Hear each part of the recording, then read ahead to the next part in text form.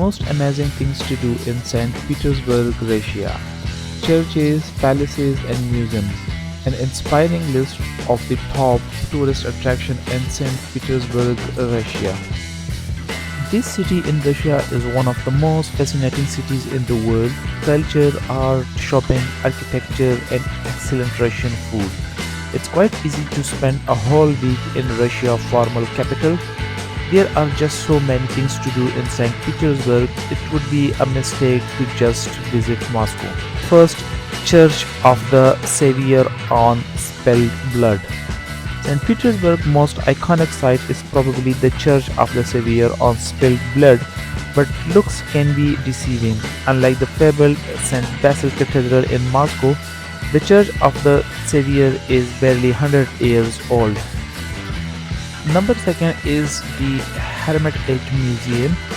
This museum in St. Petersburg is not only one of the oldest, if not the oldest, museums in the world, it's also one of the best. It's located inside the Winter Palace of Empress Catherine the Great and spans than 1500 rooms. Another place is St. Isaac's Cathedral. It's an architectonic marvel. It's not only the largest Orthodox basilica in the world, but also the fourth largest cathedral in the world. Strictly speaking, it's not a proper church anymore either, like the Cathedral of the Savior on a Spilled Blood. It's now a museum. Only on the highest feast day services are held here.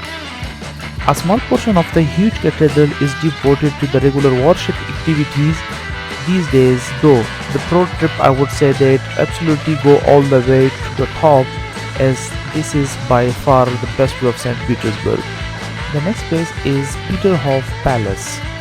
Peterhof Palace was built by the Tsar Peter to outshine Versailles. He might not have managed to build a bigger palace, but the opulent water gardens his architects created bigger comprehension, especially the Grand Cascade draw millions of the tourists to Peterhof each year. Peterhof Palace is strictly speaking not located in St. Petersburg anymore, but a couple of miles away to the west. You will have to take one of the crazy hydrofoil speedboats to get here, which is an adventure in itself.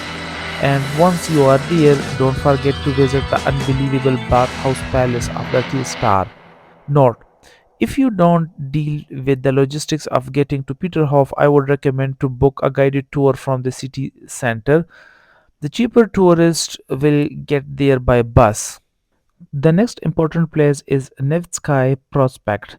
Nevsky Prospect is a 4.5-kilometer long Royal Avenue at the very heart of St. Petersburg.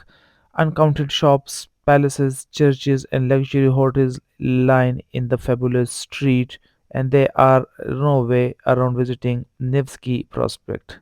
One of my favorite is Canal Tour. St. Petersburg is a city of many water canals. In fact, there are over 800 bridges crossing a total length of 300 kilometers of artificial canals. They served as an important transport way and kept the city built on marshland dry. These days, most of traffic stick to the roads, but as a tourist, you absolutely should go on a canal tour and St. Petersburg from a different side. Another must-see place is Catherine Palace. Even a quick taxi ride through St. Petersburg will impress the sheer quantity of palaces in the city onto you. There are quite literally thousands, perhaps the grandest of them all lies in Pushkin, some 25 kilometers outside. Catherine the Great built its ape the many obligation at court. The next one is Kronstadt and Naval Cathedral. Kronstadt is a small island in the middle of Gulf of Finland, is a part of many UNESCO World Heritage Sites of St. Petersburg.